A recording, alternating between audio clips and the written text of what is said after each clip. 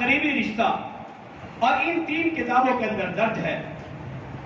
تاریخ ابن سعد، طبقات ابن سعد، تاریخ ابن خلدون، تاریخ الخلفاء، ان کے اندر درج ہے کتنا قریبی رشتہ. حضرت عثمان کی بات کرنے لگا ہوں، بات کو اختتام کی طرف لے جانا چاہتا. حضرت عثمان رضی اللہ عنہ، ان کا واقعہ تو بے شمار، صرف ان کی رشتہ داری بتا دوں.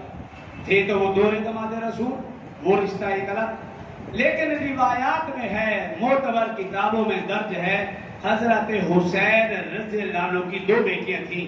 ایک بیٹی کا نام تھا سکینہ اور ایک بیٹی کا نام تھا فاطمہ. حضرت سکینہ رضی اللہ عنہا کی شادی حضرت عثمان رضی اللہ عنہ کے پوتے جن کا نام تھا عبداللہ بن عمر بن عثمان، ان کے ساتھ نکاح ہوا. طبقات ابن سعد کے اندر اور ان کی معتبر کتابوں میں موجود ہے، ہماری نہیں، ان کی کتابوں کے اندر بھی موجود ہے.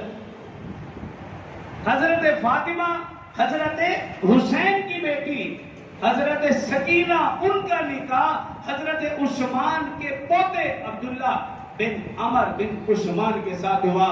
اور حضرت حسین کی دوسری بیٹی جن کا نام تھا حضرت فاطمہ رضی اللہ عنہ، ان کا نکاح، ان کی شادی بھی حضرت عثمان کے ایک اور پوتے جن کا نام تھا زید بن عمر بن عثمان، ان کے ساتھ نکاح ہوا. ایسے قریبی رشتہ داریاں اور ایسے قریبی تعلق. لیکن افسوس کے ساتھ آج ہمارے ماحول معاشرے میں جس انداز سے بیان کیا جاتا ہے، سوائے نفرت کے اور کچھ حاصل نہیں ہوتا. تو اس لیے میں نے گزشتہ جمعہ بھی عرض کیا تھا، آج بھی عرض کر رہا ہوں، جب بھی صحابہ اور اہل بیت اعظام کے متعلق جانچنا پرکھنا ہو تو معتبر علماء کی باتیں سنیں.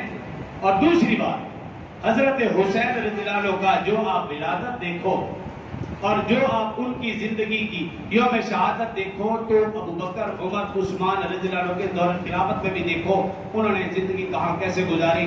حضرت امیر معاویہ کے 20 سال دور خلافت میں حسن و حسین کہاں تھے، کیسے زندگی گزاری. اگر اس کو بیان کروں تو بات لمبی ہو جائے گی. یہ پھر کبھی سے اگلی بات کی طرف آنا چاہتا ہوں.